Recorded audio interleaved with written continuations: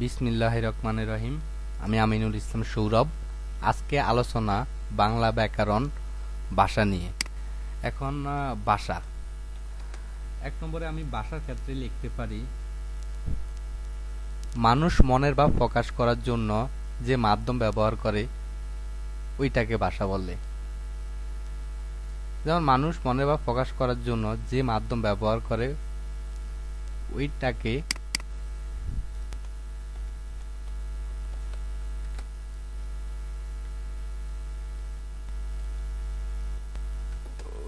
ভাষা বলে। এখন ভাষার ক্ষেত্রে মানুষ তার মনের ভাব প্রকাশ করার জন্য যেই অর্থবোধক ধ্বনি, ভাষা সৃষ্টি হতে গেলে কিন্তু অর্থবোধক ধ্বনির প্রয়োজন। আর ভাষা সৃষ্টি হলে অর্থবোধক ধ্বনির দ্বারাই ভাষা সৃষ্টি হয়। কিন্তু মানুষ সম্পূর্ণরূপে মনের ভাব প্রকাশ করতে পারে কিন্তু কণ্ঠধ্বনির সাহায্যে। কণ্ঠধ্বনি কাজ না করলে কিন্তু ভাষা উচ্চারণ হবে না, মানুষ বুঝতে পারবে না কি বলছে। তাহলে আমরা বলতে পারি মানুষ কণ্ঠধ্বনির সাহায্যে সম্পূর্ণরূপে মনের ভাব প্রকাশ করে। মানুষ কণ্ঠধ্বনির সাহায্যে সম্পূর্ণভাবে মনের ভাব প্রকাশ করে। আর ৩ নম্বরে ভাষার ক্ষেত্রে আমরা বলতে পারি ভাষা সৃষ্টি হয় বাকযন্ত্রের সাহায্যে। ভাষা সৃষ্টি হয় বাকযন্ত্রের সাহায্যে। ৩ নম্বর, ভাষার যেগুলো বৈশিষ্ট্য আছে, এই বৈশিষ্ট্যগুলো হলো মানুষ মনের ভাব প্রকাশ করার যে মাধ্যম সেটাই হলো ভাষা। আর মানুষ কণ্ঠধ্বনির সাহায্যে সম্পূর্ণরূপে মনের ভাব প্রকাশ করে। ভাষা সৃষ্টি হয় কিন্তু বাকযন্ত্রের সাহায্যে। আর ভাষার একটা মূল উপাদান আছে, ভাষার মূল উপাদান কিন্তু ধ্বনি। ৪ নম্বরে একটা প্রশ্ন, যেমন ভাষার মূল উপাদান হলো ধ্বনি। ভাষার মূল উপাদান হলো ধ্বনি।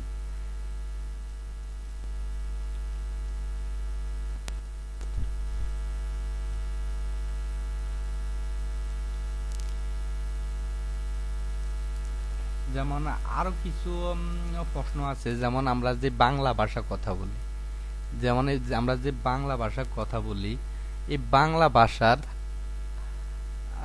ভাষার প্রাচীনতম একটা নিদর্শন আছে, ওইটাকে বলে চর্যাপদ। তাহলে আমরা ভাষার, যেমন আমাদের বাংলা ভাষার ক্ষেত্রে আমরা বলতে পারি বাংলা ভাষার প্রাচীনতম নিদর্শন হলো চর্যাপদ। চর্যাপদ হলো বাংলা ভাষার প্রাচীনতম নিদর্শন। খুবই ইম্পর্টেন্ট প্রশ্ন। আরেকটা হচ্ছে বাংলা ভাষার মধ্যযুগের নিদর্শন কি? বাংলা ভাষার মধ্যযুগের নিদর্শন হলো শ্রীকৃষ্ণ কীর্তন। বাংলা ভাষার প্রাচীনতম নিদর্শন হলো চর্যাপদ, আর বাংলা ভাষার মধ্যযুগের নিদর্শন হলো শ্রীকৃষ্ণ কীর্তন। আর পৃথিবীতে এখন পর্যন্ত ভাষা আছে ৩,৫০০-এর উপরে। পৃথিবীতে এখন পর্যন্ত ভাষা আছে ৩,৫০০-এর উপরে। এখন এই বাংলা ভাষা, প্রত্যেক ভাষারই বিভিন্ন রীতি থাকে বা ভাষা রীতি থাকে। বাংলা ভাষারও রীতি আছে। বাংলা ভাষার রীতি হলো মূলত ৩টা। একটা হচ্ছে কথ্য, আরেকটা চলিত, আরেকটা হচ্ছে সাধু রীতি।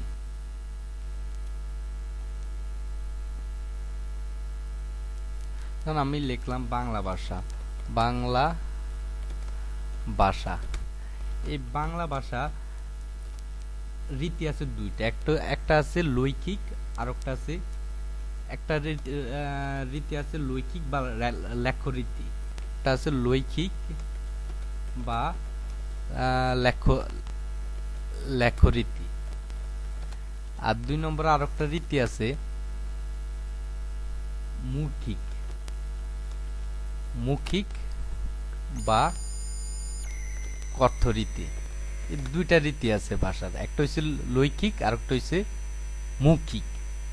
মৌখিক রীতিটা হলো আমরা যেগুলা মুখে বলি, আর লৈখিক রীতিটা হলো সর্বজনীন স্বীকৃত, এটা লেখ্যরূপ, কিন্তু সর্বজনীন স্বীকৃত লেখ্যরূপ। আর এই লৈখিক রূপকে আমরা দুই ভাগে ভাগ করতে পারি। ১ নম্বর হলো সাধু রীতি, আর ২ নম্বরে হলো চলিত রীতি। আর এই সাধু রীতির একটা বৈশিষ্ট্য হলো এটা সর্বজন স্বীকৃত লেখ্যরূপ। এটা হলো সর্বজন স্বীকৃত লেখ্যরূপ। আর চলিত রীতির আরেকটা বৈশিষ্ট্য হলো এটা সর্বজন স্বীকৃত আদেশ্য চলিত রূপ। এই রীতিটা হলো সর্বজন স্বীকৃত আদেশ্য চলিত রূপ। আর মৌখিক বা কথ্যরীতি, এই রীতিটাকেও দুই ভাগে ভাগ করতে পারি। আমরা দুই ভাগে ভাগ করতে পারি। এক ভাগ হলো চলিত রীতি, আর আরেকটা ভাগ হলো আঞ্চলিক রীতি। আরেকটা ভাগ হলো আঞ্চলিক। আঞ্চলিক ভাষার আরেকটা নাম আছে, তার নাম হলো উপভাষা। উপভাষা। আঞ্চলিক ভাষা আরেকটা নাম হলো উপভাষা। এখন সাধু ও চলিত রীতি, বিভিন্ন এই প্রশ্ন আসে কিন্তু এই সাধু ও চলিত রীতির থেকে। যেমন আমরা বাংলা ভাষার সম্পর্কে আরো কিছু জানতে পারি, যেমন বাংলা ভাষা সম্পর্কে আমরা আরো কিছু প্রশ্ন জানি। এক নম্বরে হলো বাংলা ভাষার সবচেয়ে নিকটতম আত্মীয় কে? আত্মীয় হলো অসমীয় ভাষা। অসমীয় ভাষা বাংলা ভাষার সবচেয়ে নিকটতম আত্মীয় কিন্তু অসমীয় ভাষা।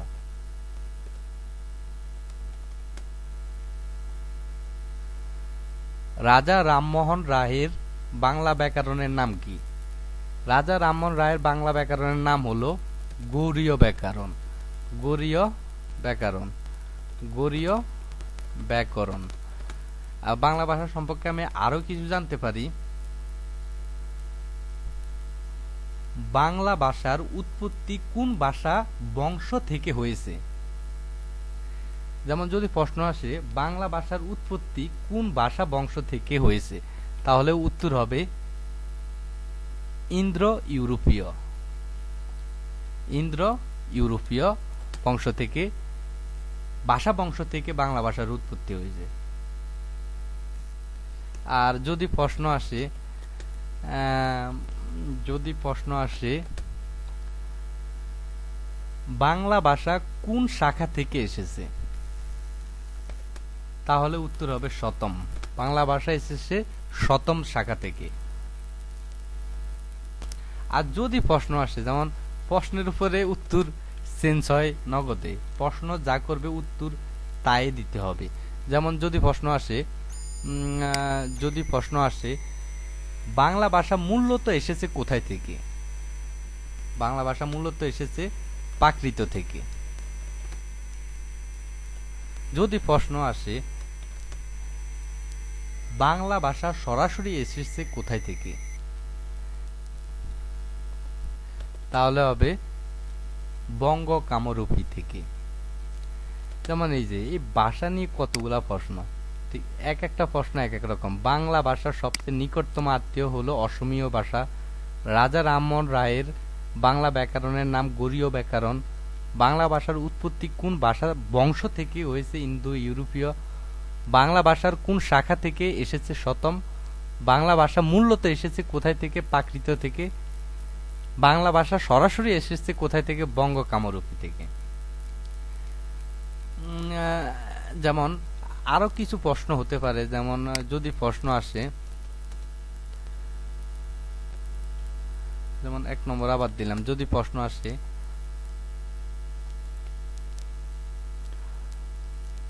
ডক্টর মোহাম্মদ শহীদুল্লাহর মতে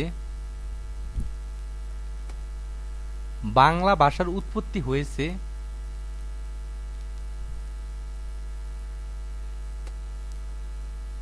সপ্তম শতকে।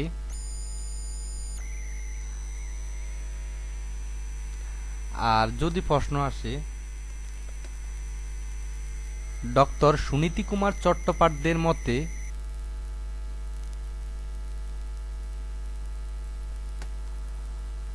বাংলা ভাষার উৎপত্তি হয়েছে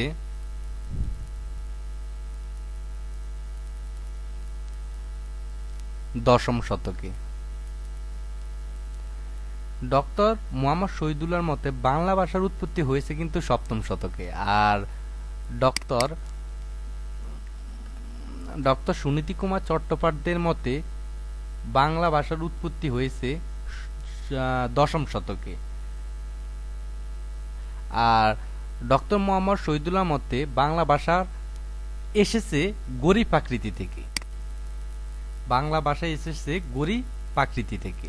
এটা হচ্ছে ডক্টর মোহাম্মদ শহীদুল্লাহর মতে বাংলা ভাষা এসেছে গৌর প্রাকৃত থেকে। আর ডক্টর সুনীতি কুমার চট্টোপাধ্যায়ের মতে বাংলা ভাষা এসেছে মাগধী প্রাকৃতি থেকে। প্রশ্নগুলা যদি এক এক রকম হয় এক এক রকম উত্তর হবে।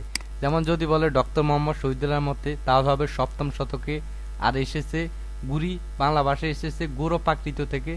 আর ডক্টর সুনীতি কুমার মতে হলে বাংলা ভাষার উৎপত্তি দশম শতকে, এসেছে মাগধী প্রাকৃত থেকে। এখন আমরা মূল পর্বে যাই। মূল পর্ব হলো সাধু ও চলিত রীতি। এখান থেকে প্রশ্ন আছে। যেমন আমরা যদি সাধু রীতি লিখি, সাধু ও চলিত রীতির পার্থক্য লিখি, সাধু ও চলিত রীতির পার্থক্য যেমন এক নম্বরে আমি লিখতে পারি যেমন সাধু রীতি। প্রথমে আমি লিখি সাধু রীতি। আচ্ছা, সাধু রীতি লিখলাম, সেটাকে বোল্ড করে দেই, সাধু রীতি লিখলাম। এখন সাধু রীতি এবং চলিত রীতি এই দুইটা টপিক থেকে বেশি প্রশ্ন আসে। যেমন এক নম্বর বৈশিষ্ট্যটা আমি লিখতে পারি সাধু রীতি সুনির্ধারিত ব্যাকরণের নিয়ম অনুসরণ করে চলে। আর দুই নম্বরে আমি লিখতে পারি পদবিন্যাস সুনিয়ন্ত্রিত ও সুনির্দিষ্ট। যাক, তাহলে দুইটা বৈশিষ্ট্য পেলাম সাধু রীতি হলো সুনিয়ন্ত্রিত এবং ব্যাকরণের নিয়ম অনুসরণ করে চলে। এই যে ব্যাকরণের নিয়ম অনুসরণ করে চলে। আর পদবিন্যাস সুনিয়ন্ত্রিত ও সুনির্দিষ্ট, দুইটা বৈশিষ্ট্য পেলাম। সাধু রীতি সুনির্ধারিত ব্যাকরণের নিয়ম অনুসরণ করে চলে, আর পদবিন্যাস সুনিয়ন্ত্রিত ও সুনির্দিষ্ট। 3 নম্বর বৈশিষ্ট্য হলো গুরু গম্ভীর, তৎসম শব্দবহুল। তাহলে সাধু রীতির আরেকটা বৈশিষ্ট্য হলো গুরু গম্ভীর, আর আরেকটা হলো তৎসম শব্দবহুল সাধু রীতি। যেমন আমি আরেকটা বৈশিষ্ট্য লিখি নাটকের সংলাপ ও বক্তব্যে অনুপযোগী।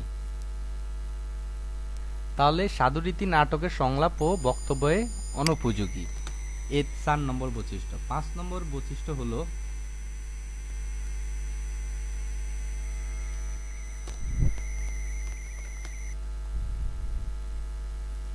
সর্বনাম ও ক্রিয়াপদের এক বিশেষ গঠন পদ্ধতি মেনে চলে। সর্বনাম ও ক্রিয়াপদের এক বিশেষ গঠন পদ্ধতি মেনে চলে সাধু রীতি। আর 5 নম্বর আরেকটা বৈশিষ্ট্য হলো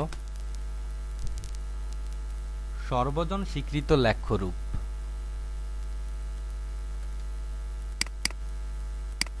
তাহলে আমরা সাধু রীতির 6টা বৈশিষ্ট্য পেলাম। 6টা বৈশিষ্ট্য হলো, 1 নম্বরে হলো সাধু রীতি সুনির্ধারিত ব্যাকরণের নিয়ম অনুসরণ করে চলে, আর পদবিন্যাস সুনিয়ন্ত্রিত ও সুনির্দিষ্ট, গুরুগম্ভীর ও তৎসম শব্দবহুল, নাটকের সংলাপ ও বক্তব্যে অনুপযোগী, সর্বনাম ও ক্রিয়াপদের এক বিশেষ গঠন পদ্ধতি মেনে চলে, আর সর্বজন স্বীকৃত লেখ্যরূপ। যেমন আমরা যদি চলিত রীতির ক্ষেত্রে যাই, চলিত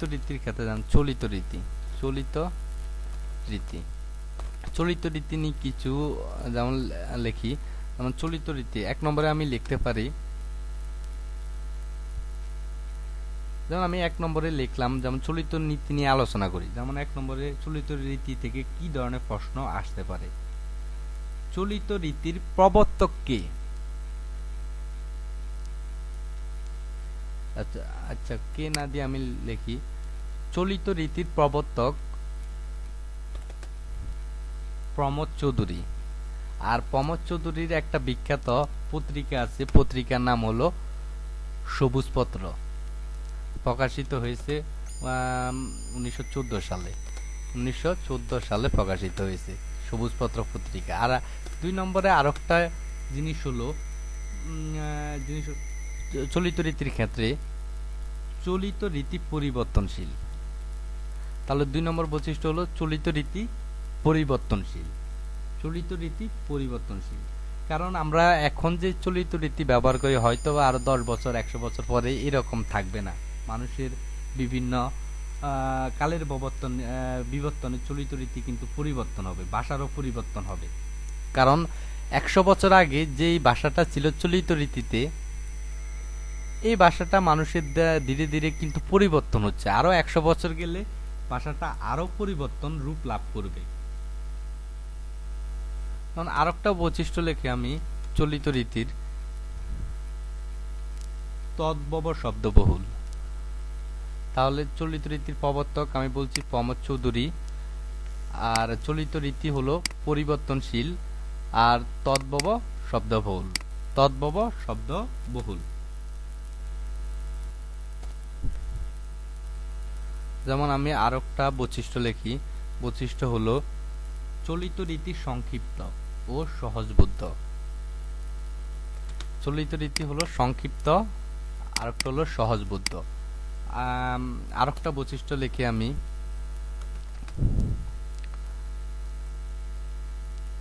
নাট্য সংলাপের জন্য বেশি উপযোগী হলো চলিত রীতি। নাট্য সংলাপের জন্য বেশি উপযোগী হলো চলিত রীতি। যেমন আমি সাধু চলিত রীতির বিভিন্ন জিনিস লিখলাম। এখন যেমন এই যে আমি যেন বললাম, এই যে এখানে বললাম আঞ্চলিক ভাষা। আঞ্চলিক ভাষার আরেকটা নাম কিন্তু উপভাষা। আঞ্চলিক ভাষার আরেকটা নাম হলো উপভাষা। যেমন আমি যা বললাম তা একটু ধারাবাহিকভাবে আলোচনা করি। মানুষ মনের ভাব প্রকাশ করার জন্য যে মাধ্যম ব্যবহার করে ওইটাকে ভাষা বলে। আর মানুষ কণ্ঠধ্বনির সাহায্যে সম্পূর্ণ রূপে মনের ভাব প্রকাশ করে। ভাষা সৃষ্টি হওয়া বাকযন্ত্রের সাহায্যে, আর ভাষার মূল উপাদান হলো ধ্বনি। ভাষার মূল উপাদান হলো ধ্বনি। আর 2টা প্রশ্ন আছে, এই প্রশ্নগুলো 2টা কিন্তু ভেরি ইম্পর্টেন্ট। বাংলা ভাষার প্রাচীনতম নিদর্শন হলো চর্যাপদ, আর বাংলা ভাষার মধ্যযুগের নিদর্শন হলো শ্রীকৃষ্ণ কীর্তন। আচ্ছা, বাংলা ভাষা। বাংলা ভাষার 2টা রূপ আছে, একটা আছে লৈখিক, আর একটা আছে মৌখিক। লৈখিক বা লেখ্যরূপ, মৌখিক বা কথ্যরূপ। লৈখিক রূপকে 2 ভাগে ভাগ করা যায়, সাধু এবং চলিত। আর মৌখিক রূপকে 2 ভাগে ভাগ করা যায়, চলিত ও আঞ্চলিক। আঞ্চলিক ভাষার আরেকটা নাম হলো উপভাষা। যেমন এই প্রশ্নগুলো ভেরি ইম্পর্টেন্ট প্রশ্ন। বাংলা ভাষার সবচেয়ে নিকটতম আত্মীয়কে অসমীয় ভাষা। আর রাজা রামমোহন রায়ের বাংলা ব্যাকরণের নাম গরীয় ব্যাকরণ। বাংলা ভাষার উৎপত্তি কোন ভাষা বংশ থেকে? ইন্দো ইউরোপীয়। বাংলা ভাষা কোন শাখা থেকে এসেছে? শতম। বাংলা ভাষা মূলত এসেছে কোথায় থেকে? প্রাকৃত থেকে। বাংলা ভাষা সরাসরি এসেছে কোথায় থেকে? বঙ্গ কামরূপী থেকে। আর ডক্টর মোহাম্মদ শহীদুল্লাহর মতে বাংলা ভাষার উৎপত্তি হয়েছে 7ম শতকে, আর বাংলা ভাষাটা এসেছে গৌড় প্রাকৃত থেকে। আর ডক্টর সুনীতি কুমার চট্টোপাধ্যায়ের মতে বাংলা ভাষার উৎপত্তি হয়েছে 10ম শতকে, আর বাংলা ভাষাটা এসেছে মাগধী প্রাকৃত থেকে। আর সাধু ও চলিত রীতি, আমরা সবাই জানি সাধু ও চলিত রীতি যদি 2টা মিক্সড হয় তাহলে এটাকে বলে গুরুচণ্ডলী দোষ। সাধু এবং চলিত ভাষার যদি একত্রে হয় তাহলে এটা গুরুচণ্ডলী দোষ সৃষ্টি হয়। আর সাধু ও চলিত রীতির পার্থক্য, যেমন সাধু ও চলিত রীতির পার্থক্য বা বৈশিষ্ট্য আমরা যাই বলি, যেমন সাধু রীতির ক্ষেত্রে সাধু রীতি সুনির্ধারিত ব্যাকরণের নিয়ম অনুসরণ করে চলে। আর পদবিন্যাস সুনিয়ন্ত্রিত ও সুনির্দিষ্ট, গুরুগম্ভীর ও তর্সম শব্দবহুল। নাটকের সংলাপ ও বক্তব্যে অনুপযোগী সাধু রীতি। সর্বনাম ও ক্রিয়াপদের এক বিশেষ গঠন পদ্ধতি মেনে চলে। আর সর্বজন স্বীকৃত লেখ্যরূপ। যেমন চলিত রীতির ক্ষেত্রে আমি কয়েকটা বৈশিষ্ট্য লিখলাম। যেমন চলিত রীতির প্রবর্তক বলছি প্রমোদ চৌধুরী, প্রমোদ চৌধুরীর একটা বিখ্যাত পত্রিকা আছে, পত্রিকা সম্পাদিত পত্রিকা, তার নাম হলো সবুজপত্র, প্রকাশিত হয় 1914 সালে। আর চলিত রীতির পরিবর্তনশীল। চলিত রীতি হলো তদ্ভব শব্দবহুল, চলিত রীতি সংক্ষিপ্ত ও সহজবোধ্য। আর বলছি নাট্য সংলাপের জন্য বেশি উপযোগী হলো চলিত রীতি। তাহলে সাধু রীতি এবং চলিত রীতি নিয়ে আমি অনেকগুলা প্রশ্ন করলাম। এখন সাধু এবং চলিত রীতির বিভিন্ন রূপ আছে, যেমন এগুলা আলোচনা করবো আমি পরবর্তীতে। আচ্ছা, উপরের আলোচনা থেকে আমি বিভিন্ন নৈবিত্তিক প্রশ্নের আলোচনা করি। যেমন 1 নম্বর নৈবিত্তিকটা আছে, মানুষ নিচের কোনটির সাহায্যে সম্পূর্ণভাবে মনের ভাব প্রকাশ করতে পারে? অঙ্গ প্রত্যঙ্গের সাহায্যে, কণ্ঠধ্বনির সাহায্যে, চিত্র অঙ্কনের সাহায্যে, ঘোষ অঘোষ ধ্বনির সাহায্যে। উত্তর হবে কণ্ঠধ্বনির সাহায্যে। 2 নম্বর, ভাষা কিসের দ্বারা সৃষ্টি হয়? মনের সাহায্যে, অঙ্গ প্রত্যঙ্গের সাহায্যে, ঠোঁটের সাহায্যে, বাকযন্ত্রের সাহায্যে। ভাষা সৃষ্টি হয় বাকযন্ত্রের সাহায্যে। আচ্ছা, 3 নম্বর প্রশ্ন, বাংলা ভাষার মূল উৎস কি? হিন্দি ভাষা, বৈদিক ভাষা, কানাডি ভাষা, অনার্য ভাষা। বাংলা ভাষার উৎস হলো বৈদিক ভাষা। 4 নম্বর প্রশ্ন, কোন ভাষা থেকে বাংলা ভাষার জন্ম হয়? বাংলা ভাষার জন্ম হয় বঙ্গ কামরূপী থেকে। বাংলা ভাষার জন্ম হয় বঙ্গ কামরূপী থেকে।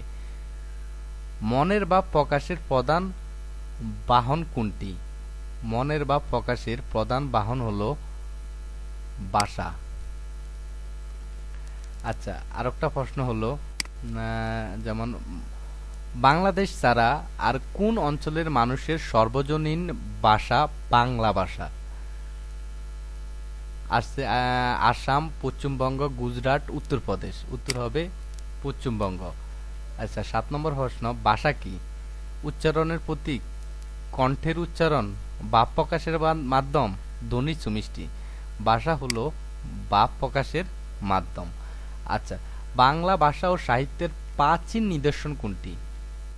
মহাভারত, চর্যাপদ, রামায়ণ, জঙ্গনামা। তাহলে উত্তর হবে চর্যাপদ। 9 নম্বর প্রশ্ন, বাংলা ভাষা ও সাহিত্যের মধ্যযুগের প্রথম নিদর্শন কোনটি? মধ্যযুগের প্রথম নিদর্শন কোনটি? মধুমালতী, সিকান্দারনামা, শ্রীকৃষ্ণ কীর্তন, বৈষ্ণব পদাবলী। উত্তর হবে শ্রীকৃষ্ণ কীর্তন। আচ্ছা, পরবর্তী প্রশ্ন, মানুষের কণ্ঠ নিঃসৃত বাকযন্ত্রের সংগঠনকে কি বলে? ভাষা বলে। আচ্ছা, পরবর্তী প্রশ্ন, কিসের বেদে ভাষার পার্থক্য পরিবর্তন ঘটে? দেশ, কাল ও পাত্রভেদে। আচ্ছা, পরবর্তী প্রশ্ন, বাংলা ভাষার রীতি কয়টি? বাংলা ভাষার রীতি হলো 2টি। একটা হলো লৈখিক, আর একটা হলো মৌখিক। লৈখিক বা লেখ্য, মৌখিক বা কর্তরূপ। আচ্ছা, বাংলা লেখ্য ভাষার রীতি কয়টি? বাংলা লেখ্য ভাষার রীতি হয়েছে 2টি। বাংলা লেখ্য ভাষার রীতি 2টি কি কি? সাধু রীতি ও চলিত রীতি। আচ্ছা, সাধু ও চলিত রীতি বাংলা ভাষার কোন রূপের রয়েছে? তাহলে উত্তর হবে লেখ্য রূপে রয়েছে। আচ্ছা, পরবর্তী প্রশ্ন, ভাষার কোন রীতি তদ্ভব শব্দবহুল? সাধু রীতি, আঞ্চলিক অর্থরীতি, সাধু ও চলিত উভয় রীতি, চলিত রীতি। তদ্ভব শব্দবহুল হলো চলিত রীতি। আচ্ছা, পরবর্তী প্রশ্ন, ভাষার কোন রীতি তৎসম শব্দবহুল? তৎসম শব্দবহুল হলো সাধু রীতি। আচ্ছা, কথাবার্তা, বক্তব্য, নাটকের সংলাপের জন্য কোন ভাষা উপযোগী? কোন ভাষা উপযোগী? চলিত ভাষা বা চলিত রীতি উপযোগী। ভাষার কোন রীতি সর্বনাম ও ক্রিয়াপদ এক বিশেষ গঠন পদ্ধতি মেনে চলে? বিশেষ গঠন পদ্ধতি মেনে চলে। উত্তর হবে সাধু রীতি। ভাষার কোন রীতি সর্বনাম ও ক্রিয়াপদের এক বিশেষ গঠন পদ্ধতি মেনে চলে? সাধু রীতি। আচ্ছা, পরবর্তী প্রশ্ন, ভাষার চলিত রীতি অনুসৃত কষ্টসাধ্য কেন? উত্তর হবে এই রীতিতে লিখিত কোনো ব্যাকরণ নেই বলে। আচ্ছা, পরবর্তী প্রশ্ন, মধ্যযুগে বাংলা লেখ্য সাধু রীতির সামান্য নমুনা পাওয়া যায় দলিল দস্তাবেজে। দলিল দস্তাবেজে সাধু রীতির সামান্য নমুনা পাওয়া যায়। আচ্ছা, পরবর্তী প্রশ্ন, বাংলা লেখ্য সাধু রীতির প্রকৃত বাংলা গদ্যরূপে বিকাশ ঘটে ইংরেজ আগমনের আগে না পরে? ইংরেজ আগমনের পরে। আচ্ছা, এই প্রশ্নটা খুবই চমৎকার প্রশ্ন। গুরুচণ্ডলী দোষ কাকে বলে? এটা সাধু ও চলিত রীতির মিশ্রণকে, সাধু এবং চলিত রীতির মিশ্রণকে গুরুচণ্ডলী দোষ বলে। আচ্ছা, পরবর্তী প্রশ্ন, সাধু ও চলিত ভাষার কোন কোন পদ বিশেষ রীতি মেনে চলে? সাধু ও চলিত ভাষার কোন কোন পদ বিশেষ পদ্ধতি মেনে চলে? অথবা আরেকটা প্রশ্ন আছে, যেমন এই যে অথবা সাধু ও চলিত রীতির প্রধান পার্থক্য কোথায়? প্রধান পার্থক্য হলো ক্রিয়া এবং সর্বনাম পদ, ক্রিয়া এবং সর্বনাম পদ। আচ্ছা, বাংলা ভাষার চলিত রীতির প্রবর্তন করেন কে? উত্তর হলো প্রমোদ চৌধুরী, আছে পেরিচাঁদ মিত্র, গিরিশচন্দ্র সেন, প্রমোদ চৌধুরী, রবীন্দ্রনাথ ঠাকুর। উত্তর হবে প্রমোদ চৌধুরী। প্রমোদ চৌধুরীর একটা বিখ্যাত পত্রিকা আছে, পত্রিকার নাম হলো সবুজপত্র। আচ্ছা, এখন এই সবুজপত্র পত্রিকাটাই চলিত রীতি প্রবর্তনের জন্য অগ্রণী ভূমিকা পালন করে। আর নিচের কোন ব্যক্তি চলিত রীতির চলিত ভাষার ক্ষেত্রে অনন্য অবদান রেখেছেন? উত্তর হলো প্রমোদ চৌধুরী। আচ্ছা, সাধু রীতির বৈশিষ্ট্য কোনটি? সাধু রীতির বৈশিষ্ট্য হলো কি? গুরুগম্ভীর, গুরুচণ্ডালী, অবদ্ধ, দুর্বোধ্য। সাধু রীতির বৈশিষ্ট্য হলো গুরুগম্ভীর। সাধু রীতির বৈশিষ্ট্য হলো গুরুগম্ভীর। আর চলিত ভাষা রীতির ক্ষেত্রে কোন বৈশিষ্ট্য প্রযোজ্য? চলিত ভাষা হলো পরিবর্তনশীল। আচ্ছা, ভাষার কোন রূপ ব্যাকরণ অনুসরণ করে? ভাষার কোন রূপ ব্যাকরণ অনুসরণ করে? ভাষার সাধুরূপ। কই? সাধুরূপ ব্যাকরণ অনুসরণ করে। আর চলিত রূপ কিন্তু ব্যাকরণ অনুসরণ করে না, কারণ চলিত রূপে কোনো ব্যাকরণ আবিষ্কৃত হয়নি। কোন ভাষারীতির পদবিন্যাস সুনিয়ন্ত্রিত, সুনির্দিষ্ট বা অপরিবর্তনীয়, মানে পরিবর্তন হয় না? এটা হবে কথ্যরীতি, লেখ্যরীতি, সাধুরীতি। এটা হবে সাধুরীতি। আচ্ছা, সাধু ভাষা কোথায় অনুপযোগী? কি? কবিতা, গানে, গল্পে, নাটকে? উত্তর হবে নাটকে। ভাষার মূল উপাদান কি? ভাষার মূল উপাদান কি? ধ্বনি, শব্দ, রূপ, বাক্য। ভাষার মূল উপাদান হলো ধ্বনি। আচ্ছা, আরেকটা প্রশ্ন আছে, ডক্টর মোহাম্মদ শহীদুল্লাহর মতে বাংলা ভাষার উৎপত্তি হয়েছে কত শতকে? ডক্টর মোহাম্মদ শহীদুল্লাহর মতে বাংলা ভাষার উৎপত্তি হয়েছে 7ম শতকে।